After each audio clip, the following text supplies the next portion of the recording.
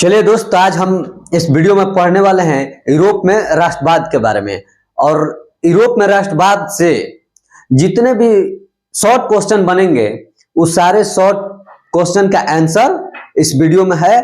आप लोग इस वीडियो को ध्यान से देखिएगा और अंत तक देखिएगा, तब इस सारे क्वेश्चन का आंसर आपको मिल जाएगा और आपको कहीं इधर उधर भटकने की जरूरत नहीं पड़ेगी। इसलिए इस वीडियो को लास्ट तक देखिएगा। आइए चलते हैं।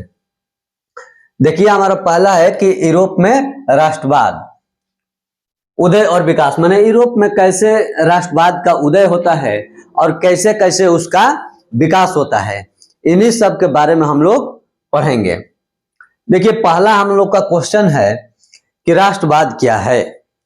जैसा कि हमने पहले भी वीडियो डाला था यूरोप में राष्ट्रवाद, उसमें किताब पढ़ाया था और किताब के लाइन बाय लाइन हमने पढ़ा दिया था, तो उसमें भी मैंने राष्ट्रवाद का परिभाषा बताया था।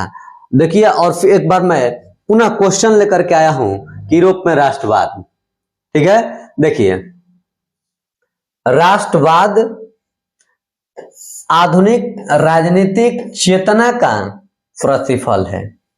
राष्ट्रवाद क्या है कि राजनीतिक चेतना का प्रतिफल है, आधुनिक राजनीतिक चेतना का प्रतिफल है। 19वीं शताब्दी के यूरोप में राष्ट्रवाद शक्तिशाली तत्व के रूप में विकसित हुआ। यह अपने राष्ट्र के प्रति सोच और लगाव की भावना का विकास करता है। यह किसी विशेष भौगोलिक, सांस्कृतिक या सामाजिक परिवेश में रहने वाले लोगों में एकता, लगाव की भावना विकसित करता है।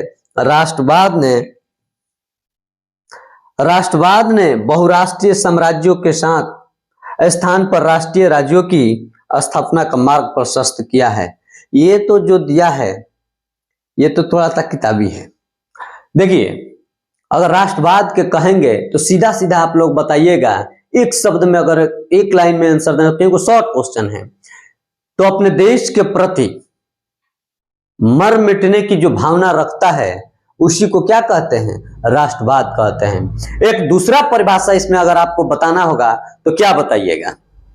अगर दूसरा परिभाषा बताना होगा तो आप बताइएगा कि यह किसी विशेष भौगोलिक क्षेत्र में रहने वाले या सांस्कृतिक या सामाजिक परिवेश में रहने वाले लोगों में एकता की भावना उत्पन्न करना।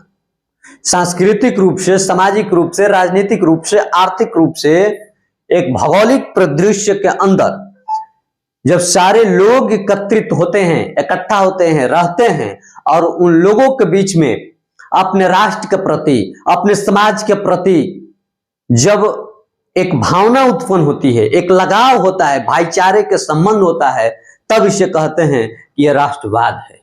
ये क्या है? राष्ट्रवाद है। तो अब आप समझ गए होंगे कि राष्ट्रवाद का मतलब होता क्या है। ये इसको स्क्रीनशॉट में ले लीजिएगा या अपने कॉपी में इसको नोट भी कर सकते हैं। अगर ये शॉर्ट क्वेश्चन आता है पेपर में तो आसानी से लिख सकते हैं। चलिए आगे चलते हैं, थोड़ा सा इसको जूम कर लेते हैं। देखिए, अगला क्वेश्चन क्या है हम लोग का? अगला क्वेश्चन है कि नेपोलियन बोनापार्ट ने यूरोप में राष्ट्रवाद का प्रसार कैसे किया। या दूसरा क्वेश्चन आ जाएगा कि यूरोप में राष्ट्रवाद को फैलाने में नेपोलियन बोनापार्ट किस तरह सहायक हुआ था। जो यूरोप में राष्ट्रवाद फैला था, उस राष्ट्रवाद को किसके द्वारा फैलाया गया था? यह राष्ट्रवाद का कारण क्या था? आखिर ये राष्ट्रवाद उत्पन्न कैसे हुआ, कहां से आया, इसके बारे में हम लोग देखते हैं। इसमें सबसे अगर अहम योगदान किसी का था तो ये 4 फीट का नौजवान नेपोलियन बोनापार्ट का था। जो फ्रांसीसी क्रांति होती है वो पूरे दुनिया के मानस पटल को, भूगोल को बदल करके रख देता है, पूरे मानस पटल को बदल देता है। देखिए क्या है कि नेपोलियन बोनापार्ट ने विजित राज्यों में राष्ट्रवादी भावना जागृत कर दी। कह रहा है कि नेपोलियन बोनापार्ट ने विजित राज्यों में, जो राज्य विजित हुए थे, माने जीत लिए गए थे, राज्यों में राष्ट्रवाद की भावना जागृत कर दी। फ्रांसीसी आधिपत्य वाले राष्ट्रों में जिस पर फ्रांसीसियों का आधिपत्य था, अधिकार था। नेपोलियन संहिता, फ्रांसीसी शासन अर्थव्यवस्था समान रूप से लागू की गई और नेपोलियन के इस कार्यों से इटली एवं जर्मनी के एकीकरण का मार्ग सुगम हो गया। वहां राष्ट्रवाद का विकास हुआ। दूसरी ओर नेपोलियन के युद्धों और विजयों से अनेक राष्ट्रों में फ्रांसीसी आधिपत्य के विरुद्ध प्रतिक्रिया हुई एवं आक्रोश बढ़ा, जिससे भी राष्ट्रवाद का विकास होता है। राष्ट्रवाद के विकास होने का मुख्य कारण क्या है? इसका मुख्य कारण है कि नेपोलियन के युद्धों ने, जो नेपोलियन ने युद्ध किया यूरोपीय राष्ट्र के अंदर, मेन नेपोलियन के युद्ध के कारण ही था कि सभी छोटे छोटे देशों के अंदर राष्ट्रवाद की भावना उत्पन्न होने लगती है। नेपोलियन के युद्धों और विजयों से अनेक राष्ट्रों में फ्रांसीसी आधिपत्य के विरुद्ध प्रतिक्रिया हुई।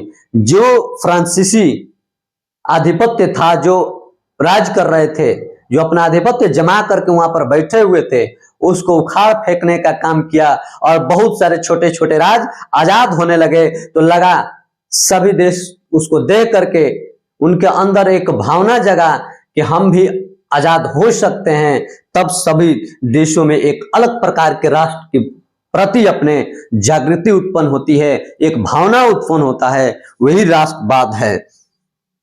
ये राष्ट्रवाद का इस तरह से विकास होता है। चलिए हम आगे देखते हैं। तीसरा क्वेश्चन है कि वियना कांग्रेस का मुख्य उद्देश्य क्या था? वियना कांग्रेस यानी वियना सम्मेलन जो ऑस्ट्रिया में हुआ था 1815 ईस्वी में, और 1815 ईस्वी में याद रखिएगा कि मेटरनिख युग का अंत होता है। ये क्या कहते हैं, नेपोलियन बोनापार्ट का जो है अंत होता है और मेटरनिख युग प्रारंभ होता है। देखिए 1815 ईस्वी में नेपोलियन बोनापार्ट की पराजय के पश्चात वियना में ब्रिटेन, फ्रांस और ऑस्ट्रिया के प्रतिनिधियों का सम्मेलन वियना में हुआ। याद रखिएगा किसका? ब्रिटेन, फ्रांस और ऑस्ट्रिया के प्रतिनिधियों का सम्मेलन वियना में हुआ, जिसमें वियना कांग्रेस कहा जाता है। देखो इसमें कौन कौन शामिल हुआ? ब्रिटेन, फ्रांस और ऑस्ट्रिया के प्रतिनिधि। किस किस देश के प्रतिनिधि इसमें शामिल हुए? तो 1815 ईस्वी में ब्रिटेन, फ्रांस और ऑस्ट्रिया के प्रतिनिधियों ने इस सम्मेलन में भाग लिया, जिसमें वियना कांग्रेस कहा जाता है। इसको क्या कहा जाता है? वियना कांग्रेस कहा जाता है। इसमें फ्रांसीसी क्रांति की उपलब्धियों को बदलने, पुरातन व्यवस्था की पुनर्स्थापना का उद्देश्य अपनाया गया और यूरोप के मानचित्र में महत्वपूर्ण परिवर्तन किए गए। वियना कांग्रेस से नेपोलियन युग का अंत एवं मेटरनिख युग का आरंभ होता है। मैं यही बात समझाना चाहता था कि 1815 ईस्वी में नेपोलियन युग समाप्त होता है और मेटरनिख युग प्रारंभ होता है। यही तीन देश मिलकर के वियना की राजधानी जो है ऑस्ट्रिया में एक सम्मेलन होता है और उस सम्मेलन का नाम होता है ऑस्ट्रिया कन्वेंशन या वियना कन्वेंशन या वियना कांग्रेस के नाम से जाना जाता है। उसमें फ्रांस, ऑस्ट्रिया और ब्रिटेन ने भाग लेता है। और इसमें हुआ क्या था कि फ्रांसीसी क्रांति की उपलब्धियों को बदलने, पुरातन व्यवस्था, जो पहले पुराना व्यवस्था लागू हुआ था यूरोप के अंदर, उसी जो नेपोलियन बोनापार्ट ने अपने युद्धों के द्वारा उसको तहस नहस कर दिया था, बर्बाद कर दिया था, उसी पुरातन व्यवस्था को लागू करने के लिए तत्पर हो रहे थे। ये जो यूरोप के जो कुछ राष्ट्र थे, ये उसी व्यवस्था को, जैसे ऑस्ट्रिया का चांसलर मेटरनिख था, यह भी चाहता था कि पुरातन, क्योंकि वो प्रतिक्रियावादी शासक था और वह चाहता था हमेशा यही कि एक बार पुनः पुरातन व्यवस्था को लागू किया जाए और लागू करके हम अपने बस में सारे राष्ट्रों को कर लें। ये जबकि संभव नहीं था, क्योंकि नेपोलियन के जो युद्ध था इस सारे व्यवस्थाओं को तहस नहस कर दिया था। तो चलिए, आप लगता है कि बात तो चलिए, तो इस क्वेश्चन समझ गए, तो अब चलते हैं अगले क्वेश्चन के तरफ। ये बहुत ही सुंदर क्वेश्चन है और ये परीक्षाओं में आने की संभावना व्यक्त कर सकता हूं मैं। चलिए आगे चलते हैं। ये कौन सा क्वेश्चन था? 3 नंबर था। अब 4 नंबर क्वेश्चन देखते हैं। 4 नंबर 5 नंबर ना 4 नंबर देखते हैं। चलिए, ये रहा हमारा 4 नंबर क्वेश्चन। देखिए इसमें क्या है कि मेटरनिक युग से आप क्या समझते हैं? सीधा सीधा क्वेश्चन 2 नंबर के आगे आपके पेपर में टपक गया कि मेटरनिक युग से आप क्या समझते हैं, अथवा मेटरनिक व्यवस्था से आप, दोनों क्वेश्चन सेम है, कोनो अंतर ना है। तो वही कहना है कि फ्रांसीसी जो नेपोलियन बोनापार्ट का अंत होता है और मेटरनिक युग 15 में प्रारंभ होता है। देखिए कहना क्या है कि यूरोप के इतिहास में 1815 से लेकर के 1848 ईस्वी की अवधि मेटरनिक युग के नाम से जानी जाती है। बीच में 1830 की भी क्रांति होती है, उसके बाद 1830 के क्रांति से ही उसका बीजारोपण हो जाता है। और यही कारण है, हम बताएंगे, अगले क्वेश्चन आएगा कि इसके 1830 के क्रांति होने का क्या रीजन था, और यहीं से बीजारोपण होता है और जाकर के 1948 के क्रांति के रूप में सामने उभर करके आता है। चलिए हम ज्यादा चर्चा ना करते हुए सीधे क्वेश्चन पे आते हैं। अवधि को मेटरनिक युग के नाम से जाना जाता है, जो यूरोप के अंदर, यूरोप के इतिहास में 1815 में नेपोलियन बोनापार्ट का अंत होता है और वहीं से मेटरनिक युग प्रारंभ होता है। और ये मेटरनिक का युग जो है 1848 ईस्वी तक चलता है, जो मेटरनिक युग के नाम से जाना जाता है। नेपोलियन बोनापार्ट की पराजय के बाद वियना कांग्रेस और उसके बाद की व्यवस्था की स्थापना मेटरनिक व्यवस्था के नाम से जानी जाती है। एक बार फिर समझिएगा, कह रहा है कि नेपोलियन बोनापार्ट के पराजय के बाद, हम बार बार समझा रहे हैं कि 1815 ईस्वी में मेटरनिक का युग स्टार्ट होता है और वहीं पर 1815 में नेपोलियन बोनापार्ट का अंत होता है, और इसी को कहते हैं मेटरनिक युग, मेटरनिक व्यवस्था। मेटरनिक व्यवस्था के नाम से जानी जाती है और इसका उद्देश्य फ्रांस की क्रांति की देनों या प्रजातंत्रात्मक राष्ट्रवादी भावना को कुचलना तथा पुरातन व्यवस्था की पुनर्स्थापना करना था। माने इसका मेन उद्देश्य क्या था? अगर कोई पूछ ले, 1 नंबर में क्वेश्चन पूछ दे कि ये इसका 1848 का क्या कारण था, चाहे मेटरनिक युग से आप क्या समझते हैं, व्यवस्था से क्या समझते हैं, तो इसका मेन उद्देश्य था कि पुरातन व्यवस्था स्थापित करना। सीधा सीधी इसकी आंसर है कि पुरातन व्यवस्था को स्थापित करना। और इससे यही होगा कि जो धनी लोग थे उन्हीं लोगों के हाथों में देश की सत्ता का जो चाबी है उन्हीं को हाथ में जाता, इसलिए यह मेटरनिक यही चाहता था। चलिए हम देर ना करेंगे, अब अगले क्वेश्चन पर सीधे चलते हैं। 5 नंबर क्वेश्चन देख लेते हैं। देखिए आ गया ना 1830 का क्रांति, मैं इसी के चर्चा कर रहा था। देखिए ये रहा 1830 के क्रांति, और 1830 के क्रांति को एकदम हम विस्तार से जानते हैं। एक क्वेश्चन के बाद जब हम लॉन्ग क्वेश्चन लेकर आएंगे तो उसमें और विस्तार से पढ़ेंगे कि इसका कारण क्या था। ये 4 नंबर का क्वेश्चन आता है, मात्र 2 ऐसा क्वेश्चन है, एक 1848 की क्रांति और एक 1830 की क्रांति, और ये दोनों क्रांति बहुत महत्वपूर्ण है। देखिए यह है कि 1830 के फ्रांसीसी क्रांति, माने इसको जुलाई क्रांति के नाम से भी जाना जाता है, इसको जुलाई क्रांति के नाम से भी जाना जाता है, के कारणों का उल्लेख कीजिए। देखिए चार्ल्स 10 एक प्रतिक्रियावादी स्वेच्छाचारी, कहिए उसको स्वेच्छाचारी और निरंकुश शासक था। बिल्कुल याद रखिएगा, चार्ल्स 10, इसको एक्स मत पढ़िएगा, चार्ल्स 10 है ये। चार्ल्स 10 स्वेच्छाचारी और निरंकुश शासक था। पता नहीं कर माई के चाहे का कहीं हम नाम रखे के टाइम में नहीं मिल रहा था, खाली इसी पूरा ये लोग का नाम है चार्ल्स 10, चार्ल्स 11, चार्ल्स 12, 15, एगो और है लोग लुई 15, 16, 17, लगता था कि लोग को नामे नहीं मिल रहा था। अरे टिंकू मिंटू सिंटू पिंटू को नाम रख देना चाहिए का जी है। आज के नाम देखो टॉमी, तो मम्मी कुकुर का नाम है, गजब है कि ना। चलो छोड़ो उस सब, आते हैं सीधे क्वेश्चन पे। देखिए वो संवैधानिक राजा के रूप में काम नहीं करना चाहता था, माने ये इतना स्वेच्छाचारी था, माने खाली अपने बारे में सोचता था, बाबूजान जी की तरह से हम बताओ तनी। आज के उसे कहले ना रनी है। और उसने पोलेगनिक एक नाम था और प्रतिक्रियावादी को अपना प्रधानमंत्री बनाता है। इसी को याद रखना है। क्या याद रखना है कि चार्ल्स 10 निम्नलिखित में से किसको प्रधानमंत्री बनाता है? तो उसका नाम था, यही इसका नाम था, पोलेगनिक को अपना प्रधानमंत्री बनाता है। और वो भी प्रधानमंत्री बड़ी खतरनाक था बाबू। प्रतिक्रियावादी को अपना प्रधानमंत्री नियुक्त किया, माने यह भी प्रतिक्रियावादी था। इन दोनों ने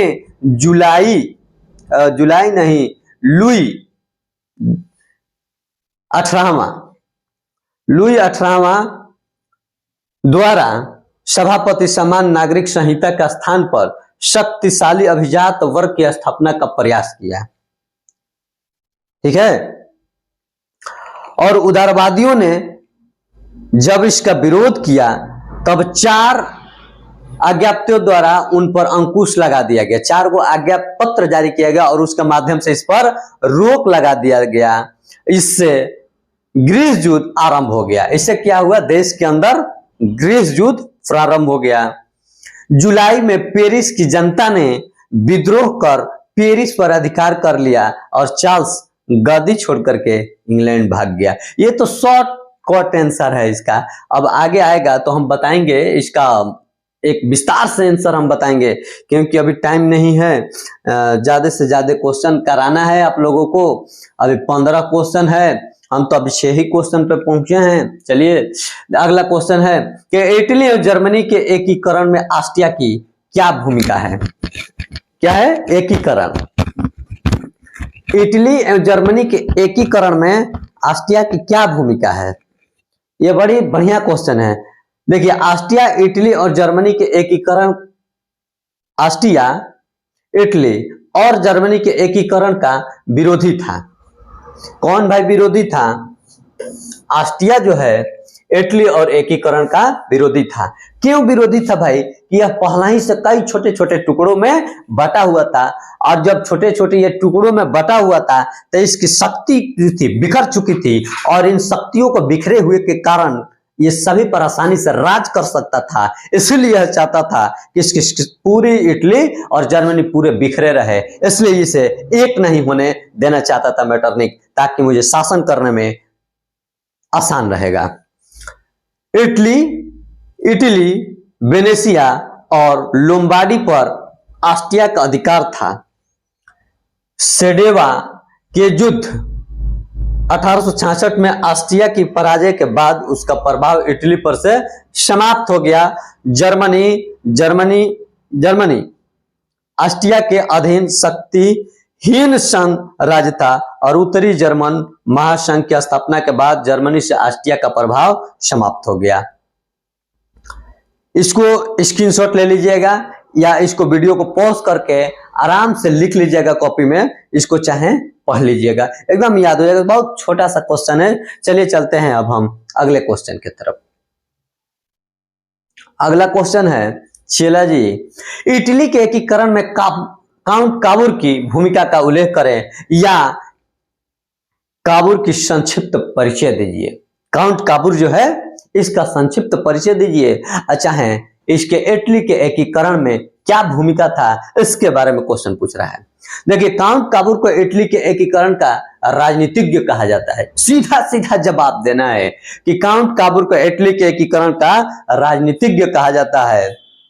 1850 में वह सार्डिनिया के राजा विक्टर इमैनुअल का प्रधानमंत्री, यह भी याद रखना है कि विक्टर इमैनुअल किसको प्रधानमंत्री बनाता है? सार्डिनिया के राजा विक्टर इमैनुअल का प्रधानमंत्री कौन था? यही काउंट काबूर था। और 1852 में प्रधानमंत्री बना। 1852 इसमें प्रधानमंत्री बना और उसने सैनिक और आर्थिक सुधारों द्वारा सार्डिनिया की स्थिति सुदृढ़ की।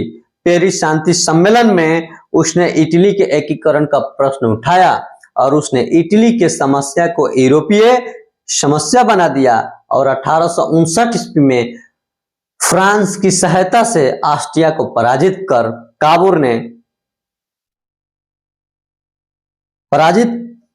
काबूर ने लोम्बार्डी पर अधिकार कर लिया। बात समझ गए? ये रहा इसका काबुल का संक्षिप्त परिचय। अगर इतना लिखते हैं तो 1 नंबर या 2 नंबर आसानी से मिल जाएगा। चलिए अब आगे क्वेश्चन देखते हैं। आगे क्या है, 8 नंबर क्वेश्चन। यह भी छोटा सा क्वेश्चन है। इटली के एकीकरण में मेजनी का क्या योगदान है? काउंट काबूर, मेजनी, एक और कोई है उसकी का तीनों चारों का इसमें आता है। देखिए तो ये अब आ गया मेजनी के बारे में। मेजनी को इटली का एकीकरण का पैगंबर कहा जाता है। याद रखिएगा, ये ऑब्जेक्टिव क्वेश्चन बन सकता है। क्या ऑब्जेक्टिव क्वेश्चन बन सकता है कि इटली के एकीकरण का पैगंबर किसको कहते हैं? तो मेजनी को कहते हैं। इटली के एकीकरण का राजनीतिज्ञ किसे कहते हैं? तो काउंट काबूर को कहते हैं।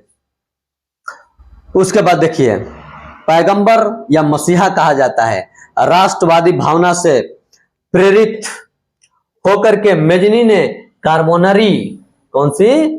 कार्बोनरी की सदस्यता ग्रहण की। याद रखिएगा, कार्बोनरी दल का संस्थापक का नाम मेजनी है। सदस्य ग्रहण की और 1830 से 31 के विद्रोह में उसने सक्रिय भूमिका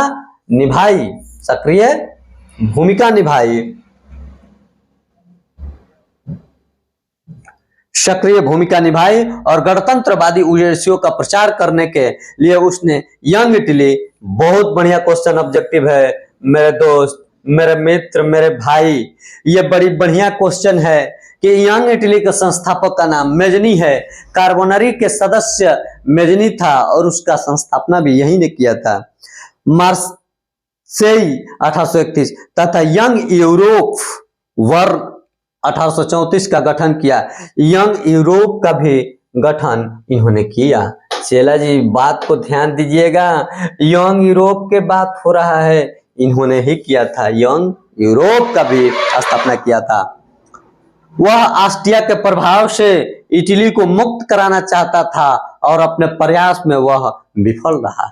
यह सफल नहीं हो पाया क्योंकि ऑस्ट्रिया हर बात में टांग अड़ा देता था। जब भी कोई प्रयास करता था तो ऑस्ट्रिया का काम था किसी के भी काम में पैर डालना, अड़ंगा डालना, उसका यही काम था। चलिए अब आगे चलते हैं। Question number 9। देखिए गैरीबाल्डी कौन था? ये क्वेश्चन आ गया 2 नंबर का कि गैरीबाल्डी कौन था, इटली के एकीकरण में इसकी क्या भूमिका थी, अथवा गैरीबाल्डी के कार्यों की चर्चा कीजिए। देखिए मेजनी है, काउंट काबूर है, गैरीबाल्डी है। इन्हीं तीनों को, कहीं हो सकता है कि एक लॉन्ग क्वेश्चन आ जाए तो पूछ देगा कि तीनों को योगदानों के बारे में बतावें, तो तीनों को योगदान के बारे में बतावें तो इन तीनों को एक साथ अगर क्वेश्चन को समाहित करके लिखते हैं तो निश्चित तौर पर 4 नंबर या 6 नंबर आपको नंबर आ सकता है। देखिए इटली के एकीकरण का द्वितीय चरण गैरीबाल्डी की तलवार ने पूरा किया। बड़ी शानदार क्वेश्चन है भाई। इटली के एकीकरण का द्वितीय चरण गैरीबाल्डी की तलवार ने पूरा किया। वह युद्ध की नीति में विश्वास रखता था। गैरीबाल्डी इतना खतरनाक व्यक्ति था कि यह कहता था, एकदम ये युद्ध में ही विश्वास करता था। अगर राज करना है तो युद्ध करो, लड़ना सीखो, अपने अधिकार के लिए लड़ना सीखो। तो ये जितने सरकारी संपत्ति था, रेल है, डाक है, स्टेशन है, जितने सरकारी संपत्ति था उसको तोड़ फोड़ मचा देता था, उखाड़ के कबाड़ के फेंकने के ये काम करता था गैरीबाल्डी। क्योंकि ये केवल युद्ध में ही विश्वास रखता था कि युद्ध ही है जिससे सारे संभव हो सकता है, अन्यथा कुछ भी नहीं होगा। ऐसा ये शासक था। गैरीबाल्डी तलवार ने पूरा किया। वह युद्ध के नीति में विश्वास करता था। उसने सशस्त्र युवकों की एक टुकड़ी बनाई, सशस्त्र युवकों की एक टुकड़ी बनाई जो लाल कुर्ती कहलाए। ये ऑब्जेक्टिव क्वेश्चन है, एकदम बहुत इंपॉर्टेंट है मेरे भाई, मेरे दोस्त, मेरे मित्र, मेरे संगतिया। इसको एकदम याद कर लीजिएगा कि लाल कुर्ती, एक लाल सेना है तो लाल सेना का संस्थापक का नाम ट्रस्की है, और लाल कुर्ती का ये जो है गैरीबाल्डी है, गैरीबाल्डी है। तो इसको याद रखिएगा, ये ऑब्जेक्टिव क्वेश्चन है। इसकी सहायता से उसने सिसिली पर अधिकार कर वहां के गणतंत्र की स्थापना की। वह पोप के राज्य पर भी आक्रमण करना चाहता था। जो इटली की राजधानी रोम है और रोम के राजा को पोप कहते थे, वो पोप को भी हरा करके वहां के राजा का शासक बनना चाहता था, मतलब उसको एक करना चाहता था, परंतु काबूर ने इसकी अनुमति नहीं दी। काउंट काबूर जो था वह तो बहुत बड़ा प्रतिक्रियावादी था, निरंकुश शासक था, इसको आदेश ही नहीं दिया। वह चाहता था कि मेरे रीजन में एकीकरण हो और ये चाहता था कि मेरे रीजन में एकीकरण हो, इसलिए उसने आज्ञा नहीं दिया और यह विफल हो गया। बात समझ गए? चलिए अब देखते हैं 10 नंबर क्वेश्चन के ओर, सीधे सीधे चलते हैं, देर ना करते हुए सीधे 10 नंबर क्वेश्चन की तरफ चलते हैं। और ये क्वेश्चन है 10 नंबर, आप लोगों के सामने देखिएगा। शिलाजी के विलियम प्रथम के बिना जर्मनी का एकीकरण बिस्मार्क के लिए कैसे सिद्ध होता है? देखिए यह तो असंभव था।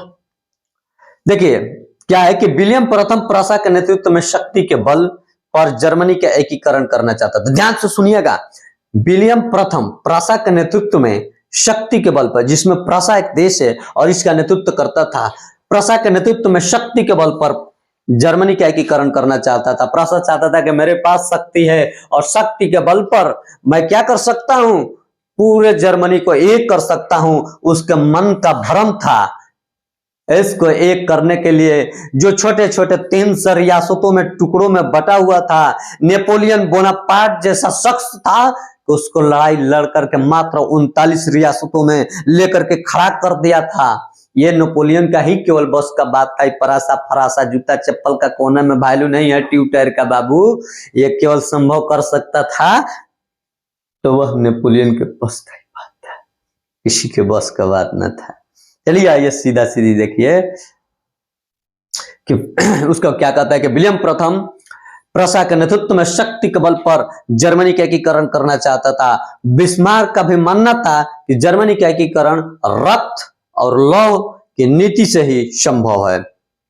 इसको याद रखिएगा, बिल्कुल याद रखिएगा। क्या याद रखना है? लौह और रक्त की नीति किसने अपनाया था?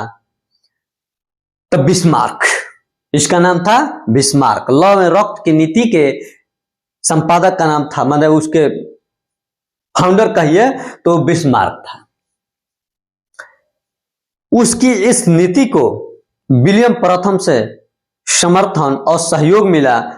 अगर ऐसा नहीं होता तो बिस्मार्क के लिए जर्मनी का एकीकरण करना संभव नहीं था। यह देखिए बड़ी खतरनाक था। जीना है तो लड़ना सीखो, इन्होंने रक्त बहाना सीखा था।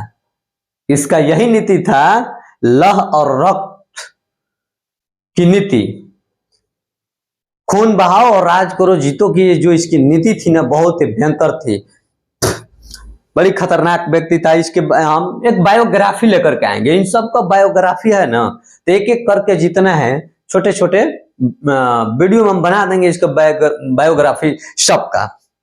बिस्मार्क हो चाहे गैरिबाल्डी हो।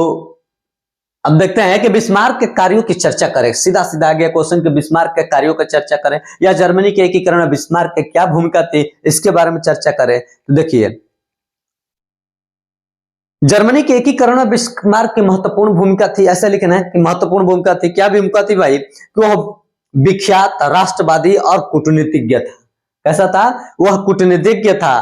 फ्रैंकफर्ट संसद में उसने भाग लिया था और वह रूस और फ्रांस में राजदूत भी रहा। और 1862 में बिस्मार्क प्रासा का चांसलर बना और चांसलर के रूप में सर्वप्रथम उसने प्रासा की आर्थिक और सैनिक शक्ति सुदृढ़ की और वह रक्त और लौह की नीति में विश्वास करता था। अतः उसने डेनमार्क 1864 में आजाद होता है, ऑस्ट्रिया 1866 में सेडेवा का युद्ध होता है, सेडेवा का युद्ध होता है, तथा फ्रांस 1870 में सीडान का युद्ध को पराजित करता है। पूछेगा कि सीडान का युद्ध कब हुआ था? तो 1870 में जर्मनी का एकीकरण किया। इस तरह से इन्होंने ये जो जर्मनी के एकीकरण में बिस्मार्क का था, यही योगदान था। चलिए आगे देखते हैं। ये 11 नंबर क्वेश्चन हो गया।